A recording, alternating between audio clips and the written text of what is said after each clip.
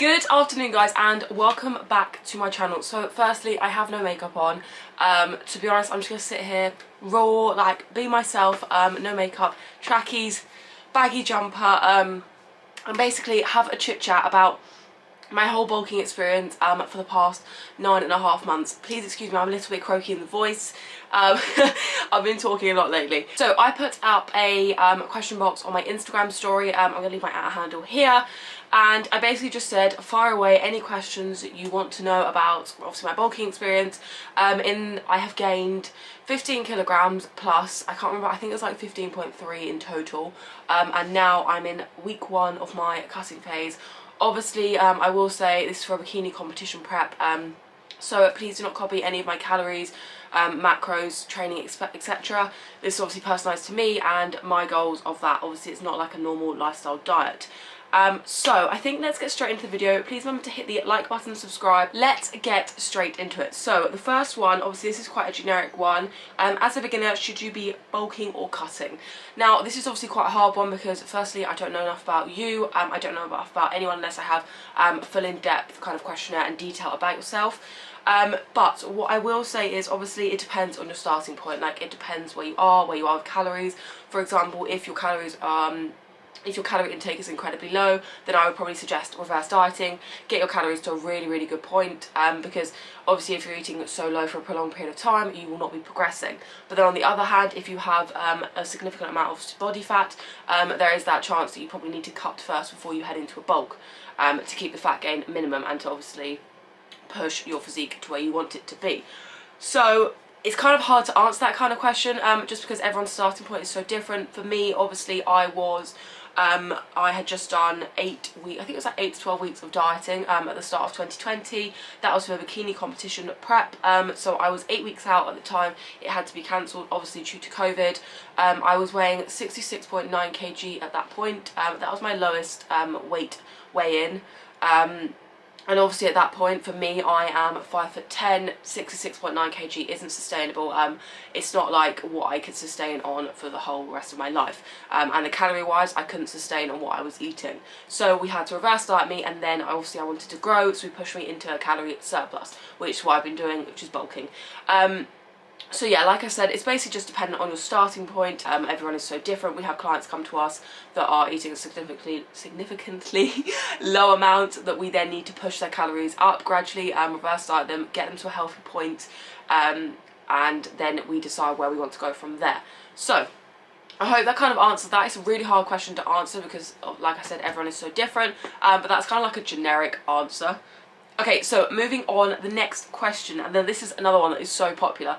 How long should a bulk last? Now, for me, my bulk lasts 9.5 months, almost 10 months in total, which it literally flew by. It was crazy. Now, it's all dependent on you. Obviously, right now with COVID, the gyms open, they shut, they open, they shut. So it's constantly like changing. And for me, luckily, I do have, we invested in quite a lot of equipment. So I do have weights that can range up to like 120 kg for the barbell. And we have dumbbells, we have resistance bands, we have sissy squat, we have squat racks, benches, etc.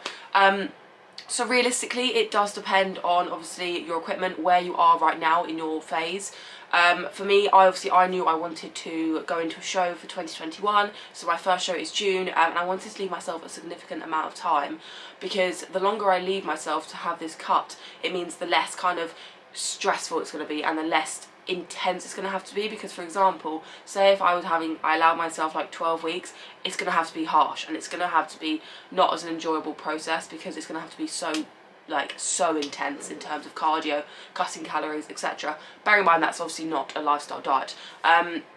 But for example, now I'm doing a 21-week cut. It means I can take this very gradually, and I can enjoy every single day, every single process of it. Of course, not every day is going to be amazing, but it's a thing of taking your time with it. So to summarise the kind of question, how long you should bulk, it's not really like about how much weight you gain, as long as you're not gaining too much body fat and you're not obviously losing that body composition that you want to sustain.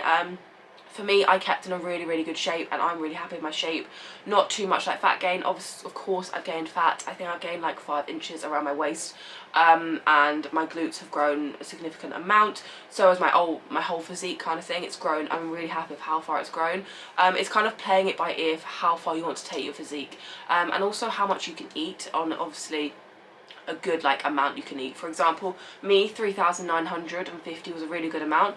I definitely could have pushed a little bit further, but there was no point, because one, my lifts were still increasing every single week, energy was incredibly high, my weight was still going up excuse me, increasing very gradually each week, so therefore I am still in a surplus, because obviously I'm gaining every single week, and to be honest, everything was on the right tracks. So I wasn't overly hungry either. I had some days where I was hungry, or even on 3,150, but each 4 things were like, we were still progressing in. And of course the main one is the progressive overload. Like, am I focusing, like, are my lifts increasing? And I was tracking my lifts in every single gym session. They were going up weekly, even if that was only by like 1.25, 2.5 kilograms, they were pushing up every single week, which is key. So it's kind of, in terms of how long to last your bulk, it's up to you realistically for how far you want to take it. Of course, the longer you bulk, the more progress you're going to make. For example, I wouldn't bulk for like 2 months. Obviously that's like 8 weeks. You're not going to make a significant amount of progress in like 2 months. You need to allow yourself enough time to make significant progress. Of course, it doesn't happen overnight. It's going to take a lot of time, which I think a lot of people can forget about, is the time.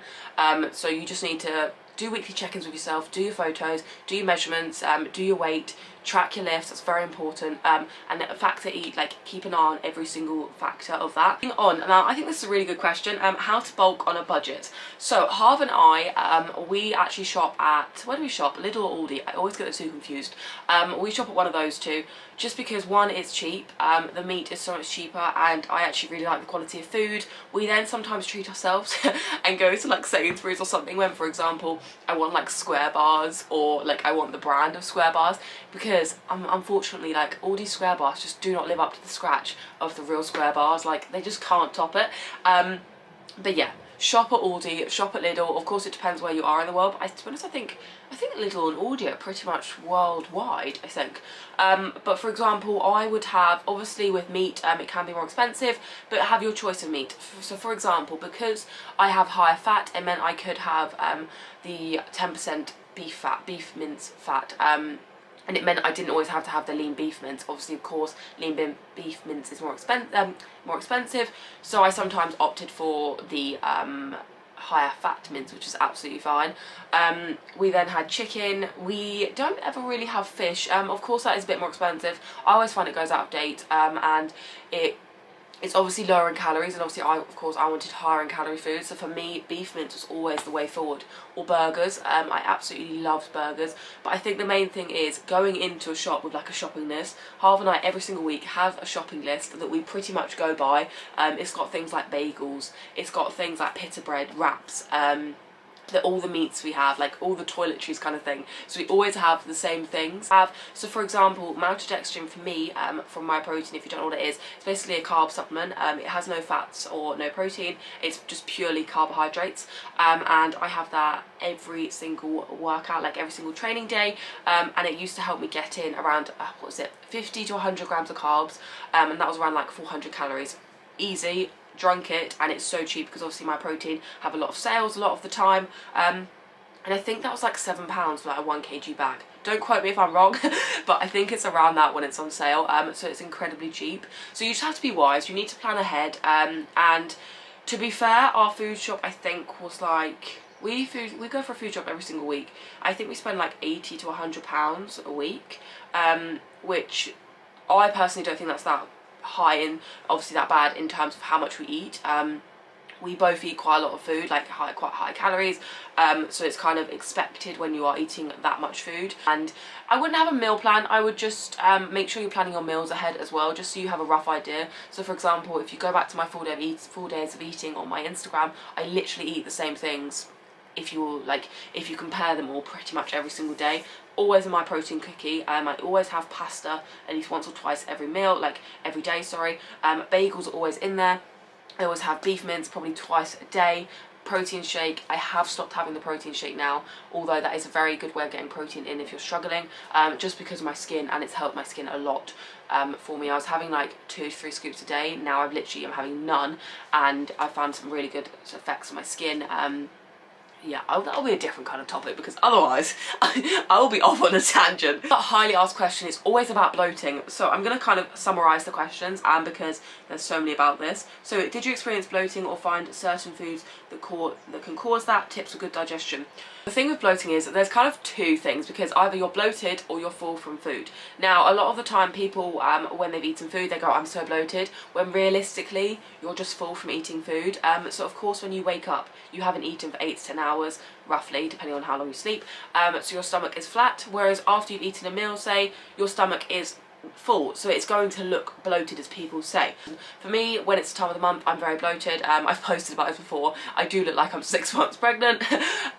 Otherwise, it's literally just how I found. As long as I spread my meals out throughout the day, of course this is different for the person, as long as I spread my meals out well enough throughout the day, then I don't experience as much kind of digestion issues or bloating. I've actually found the more food I eat, the less the better my digestion is. I know during prep, when I'm quite deep in like the deep end of prep, my bloating, my digestion is bad, because obviously my food intake is less, so there's kind of less in my body, and I'm not eating as much.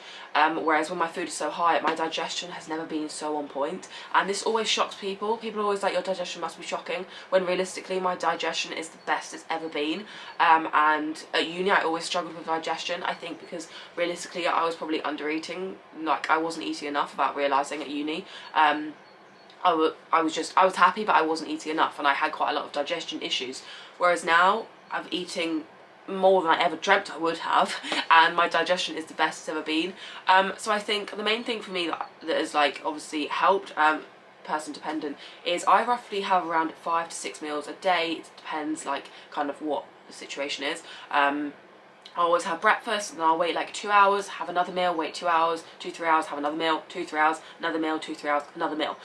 Whereas, for example, if I cram everything into the evening or into the middle of the day, I'm then bloated, because of course I'm going to lay on, like sleep on this full belly of food. So it's kind of, I'm not digesting it properly, I'm not moving enough, and I'm not intolerant to any food, touch wood. And I know I get on well with majority of foods. I don't actually think there's a food that I don't get on well with. I don't think.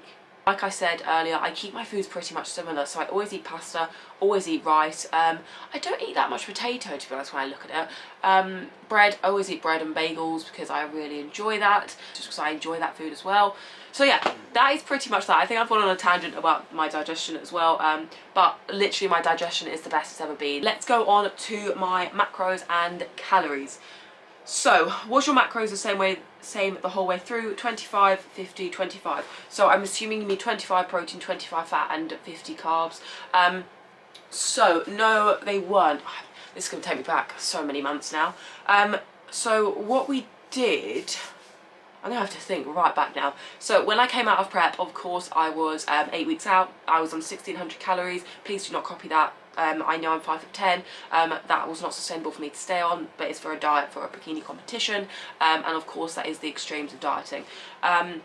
Moving on. So at that point, I can't even remember my macro split, to be honest. I know my carbs, I had different foods on different training. Like if I was training, I had higher food. If I was on rest day, it was lower foods, and they altered. Whereas as I got to the back end of bulking, my fats were significantly higher and my protein was around 200, because I did not need any more than that, because of course I'm not going to digest the protein. It's therefore wasted calories, and I'm not going to use any of those calories, so it's kind of wasted, and I don't need any more than that for my body weight. So for me, I think my protein max went to about 225, and I've been like loitering between 180 to 225 grams of protein, and that's a really good amount for me. I would not go any higher than that, because I don't need to. So that is why my protein at one point went down to about 20%, I believe, and currently it's about 21%, I think. I now have premium MyFitnessPal, by the way. That's how I've got like the exact percentage. Highly recommend it. I think it's like £40 per month. This is not an ad. And then my fats went to, I think it was like 25%, because I got my fats up to around 110 grams. That was bloody incredible. Honestly, I love fats, like it's so good. I literally loved eating all the cheese, all the almonds, and etc. And then my carbohydrates, I think they vary between 50 to 55%. If you go back through my full day eating post on my Instagram, it will say my carbohydrates, protein and fats. But yeah, basically we play it by ear every single time we increase calories. Sometimes the macro split changed, depending, of course, like say for example when we got to a high point and my protein went up to, say, if I kept on the same macro split, my protein needed to go up to 250, and we were like, I do not need that much protein, so we'd then bring down the protein percentage. Then we'd probably increase the fats, because my carbohydrates are already incredibly high, at around 400 to 500 grams per day anyway, and I was just like, I'd rather more fats than more carbs at this point. So yeah, we kind of set my protein goal, and then we moved around the carbohydrates and the fats depending on what I wanted, but always stick to, I always had, of course, like the higher grams of carbohydrates. They work really well for my body, person dependent, and then we had fats as well. But at the end, I think I got to like 20%, I have to remember this, 20% protein, 50% carbohydrates, and then 30% fat. Excuse Shelby. I think, yeah, that is what I got to at the end, and that worked well for me. Of course, person dependent. If you are looking to go into a bulk, then I would potentially, of course, you need to be doing check-ins with yourself weekly. I can't like tell you how important it is to keep yourself accountable that way, to take photos, take measurements, take your weight. Of course, you don't have to do it in your heels like I do it. I always get questions like, why are you doing that in your heels? I'm like, please don't do that. But anyway, yeah, so why do I do that? I start laughing and I lose my trail of thought. So yeah, basically you need to do that with your macros. In terms of increasing your calories, like I was saying, I'm going off trail now, you need to be doing the check-ins just to see how you are obviously progressing each week. If you find you're plateau, if you find you're at a plateau, then potentially increase your calories. I would say by the rule of thumb, go like 50 calories to 150, depending on you. So for example, for me, towards the back end of prep, we were only increasing by 50 calories. At one stage I was on 3,800 calories for around 8 weeks, because I was still progressing. My lifts were still increasing, my weight was still very gradually increasing, I was still very happy in my physique. Overall I was progressing, so there was no need to push it up any further. And then towards the end we increased by 50 calories. We'd wait 2 weeks, we increased by 50 calories again. When I was obviously at midway through prep, we were averaging about 100 calorie increase per every 2 weeks, and that works really well for me. Of course, like I said, everyone's different, but I would go by the rule of thumb of going between 50 to 150 calorie increase, depending on where you're at, like how you're progressing when you increase. Of course, for me, like I said, every other week was kind of a good way to gauge my weight fluctuations, how I was progressing, and my lifts, etc. But I can't stress enough how important it is to do your check-ins and to progress your, to write down your lifts and focus on progressing in those lifts, because of course that is how you're going to achieve a good muscle growth, and progress towards your bulk. So next question, how much did you aim to gain a week? Now, we didn't have a set amount of how much I wanted to gain a week. I never ever thought I'd be gaining 15 plus kg, which is absolutely crazy. If you'd have told baby G that, I'd be like, what the hell? Set amount of weight that I wanted to gain. I just of course wanted to push myself into surplus. I knew I'd have to gain weight, a significant amount, because I was way too obviously not sustainable at 66.9. So I knew I needed to get to a comfortable weight, and for me that comfortable weight is around 75 kilograms, I always thought. And then of course I had to push myself into the uncomfortable position, as people call it, to get into a serious bulking phase. And to be honest, I'm actually incredibly comfortable with how I'm currently looking. I have never felt so bloody fantastic in my physique, and at 82.2 kg I weighed in this morning, and the date is Thursday the 7th of January. I have never felt so happy in my physique. This is the most confident I've ever felt, and the amount of people that message me on my photo saying, gee, I've never seen you so happy in just your overall physique, you look so much more confident now, and it's it's so nice to see other people noticing it as well. but yeah, this is definitely the most confident I have been. So yeah, in terms of how much did we plan on gaining, there wasn't a set amount. I just knew I needed to gain weight, and I was willing to put in the effort and like willing to put in the hard work. And to be honest, the scales really doesn't bother me, so it was just something that I couldn't even care about the scales kind of thing. So yeah, there was no set amount. It was just, I wanted, of course, to be very gradual. It needs to be gradual. If we, for example, saw a weight fluctuation of 1 kilo for 1 week, we'd be like, right, I'm still progressing. Then look at my lifts, still progressing, keep the calories the same. There's no point increasing if my weight is still increasing. So yeah, that is how we gauged it. That is exactly how we gauged it. There was kind of no like set weight that I wanted to gain. It was just take it as I come, because when I hit 10 kg weight gain, I was like, oh my god, that's crazy. Like, I didn't think I would actually manage to like gain 15 kilograms weight. Like, it's actually, it blows my mind a little bit. But anyway. Okay, so next question, did you still eat the same cows on rest days and training days? Yes, I did. Of course, now I am 1 week into prep, and what we have done is we have on my non-training days we have reduced calories just by 100 calories. So basically on that non-training day I take out my cyclic dextrin from MyProtein. I have 25 grams of that on training days, which is 100 calories. That's my intra-workout, so I literally remove that on non-training days, and I'm then left with 3,430 calories. Then training days, I'm left with 3,530 calories. During my bulk, we kept everything exactly the same. It's very person dependent on that. I was happy to keep everything the same. And it was progressing really well for me. Of course, like I say, everyone is so different. But yeah, I was really happy to do that, and it worked well for me. What would be your advice for people who want to start bulking?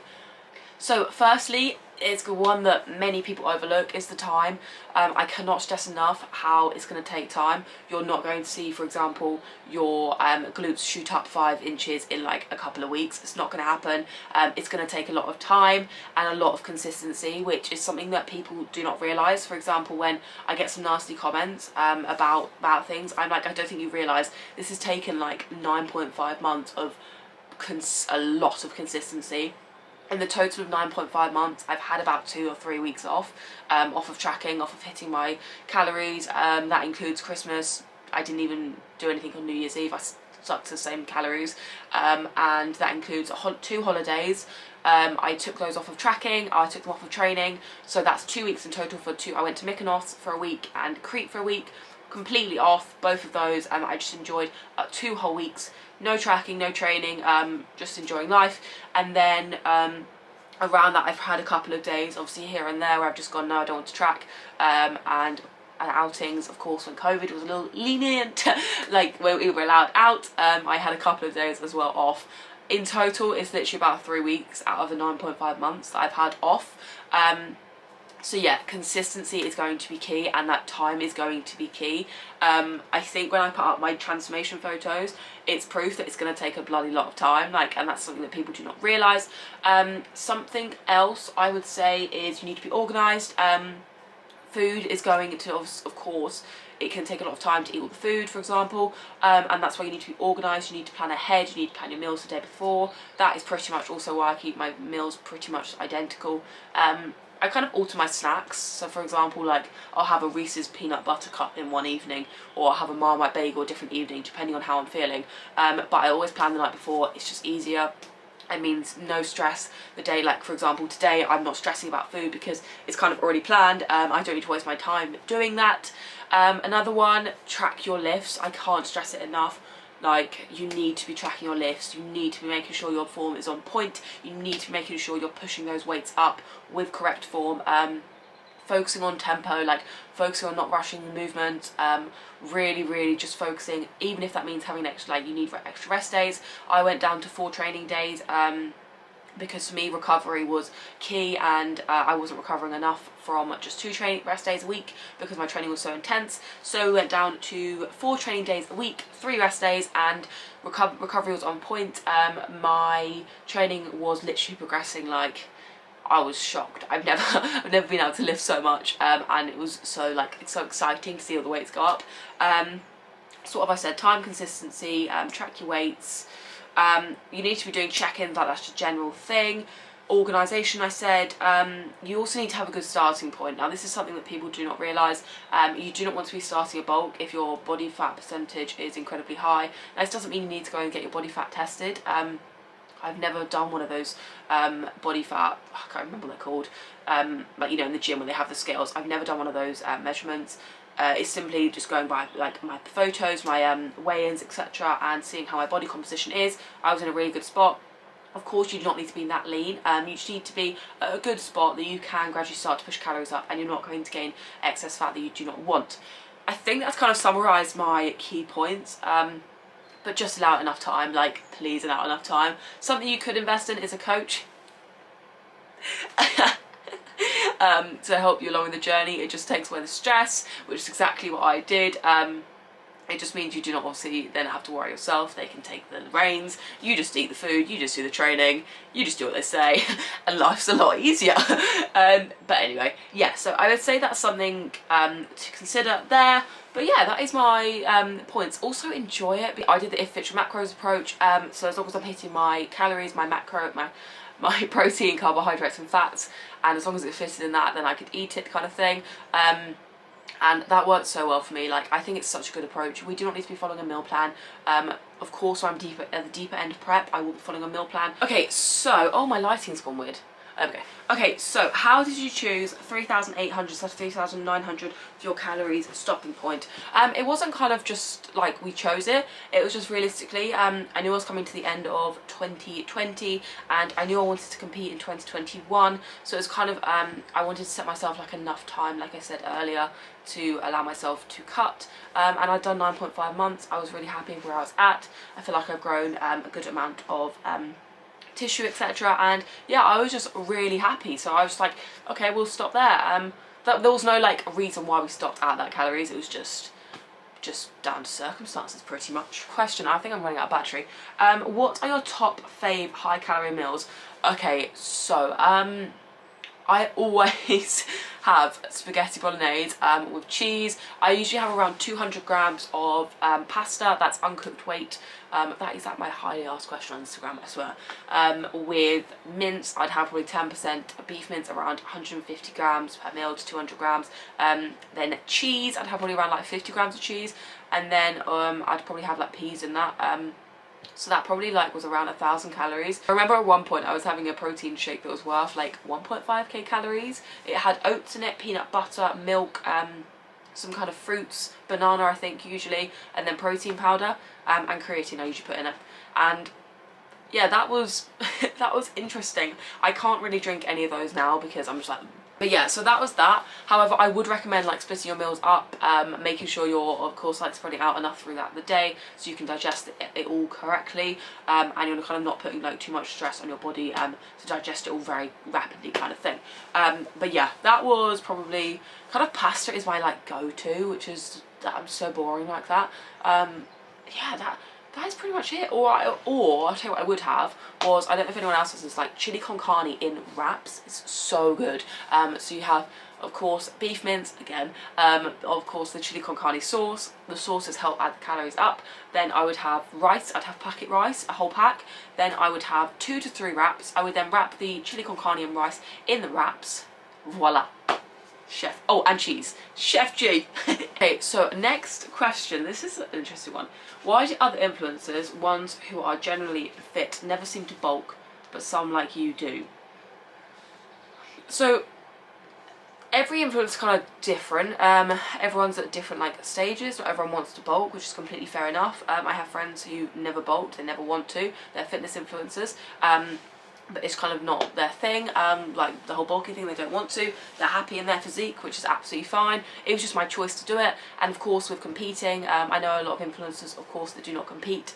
So it's not their like main goal, whereas for me, that was like my main goal. So I was just like, I wanted to do it. But yeah, I hope that kind of answered that. So next question, which place on your body did you struggle the most with gaining fat? So for me, mine is definitely my legs. I now have a lot more cellulite, which it really doesn't bother me. That is where a lot of people comment on like negative comments for me. When I do obviously my check-in photos, people are like, you have cellulite now. I'm like, yes, that doesn't bother me. But yeah, for me it's definitely my legs, and that's pretty much it. Like, I can't really, you can't obviously spot where fat goes, but yeah, for me, I hold more fat in my lower body, and I know when I'm cutting that my lower body takes longer to lean out than my upper body, and it's quite evident for me. But yeah, that just means longer process for my lower body to shred, which, to be honest, that doesn't bother me. But yeah, that is pretty much it. One more question and then I'm going to stop like going on. So what was the workout, what was your workout split, and what were the main exercises you did? So for me, mid-bulk, I was training 4 days a week. I was doing legs, glutes and hamstrings, back and arms, and then legs, which was quads, and then I was doing shoulders and chest. So my main back exercises were rack pulls. It was the typical lat pull down. I was doing, what else was I doing? This is obviously when the gyms are opening and closing. Bent over rows, barbell ones, and then for my legs, glutes and hamstrings, I was doing hip thrusts. I was doing sumo deadlifts when we were training at home. I was doing what else was I doing? RDLs was something as well, and then the typical like kickbacks, etc. And then for quads, I was doing hack squat. I was getting really into my hack squat, pendulum as well, which was so cool. Of course, now training at home, kind of back squat, front squats, sissy squats, etc. And then for shoulders, I was doing of course lateral raises. What else was I doing? Seated shoulder press, dumbbell shoulder press. Front raises, overhead press, like with barbell.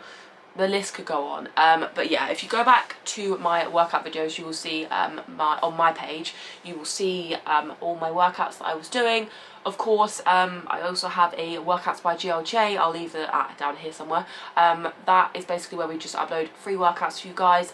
That's not my actual workouts. That's just workouts we've created to inspire you guys. Obviously during this harder time with lockdown. So, I think I'm going to leave it there. To summarise everything, I have done a 9.5 month bulk. I've gained 15 kg plus. I'm bloody happy, really, really excited. I am now heading into a competition prep. I'm 21 weeks out. I have done my first week, so I'm around like 21 weeks out. Really happy in my starting position. I have 3 or 4 shows in place that I'm planning on doing, potentially 1 abroad depending on circumstances with COVID. Otherwise there is 3 in the UK, and I will be competing in the bikini division. Very excited. Very nervous. Why am I so shocking at ending videos? If you guys enjoyed this video, and I hope you're all okay, of course, with lockdown, depending on where you are in the world. More videos are coming. Can you please let me know in the comments down below what videos you would like to see? Of course, now we're heading into prep, so they are going to be more prep style vlogs, so I will of course be doing full day of eating. I'm still doing If Fit Your Macros, so it's fun for me to still share my food with you guys, with the calorie decrease. What I will say again is please do not copy what I'm eating, of course, like with the amounts, just because that's set for me, personalised to me. People have suggested I do like a full week of workouts on YouTube. Let me know if that's something you want to see. They're savage. They're really savage. Like, they're not nice, but they're a killer, and I am enjoying them. But yeah, apart from that, I hope you guys enjoyed this. Please hit the like button, please hit the subscribe button, and I will catch you guys next week.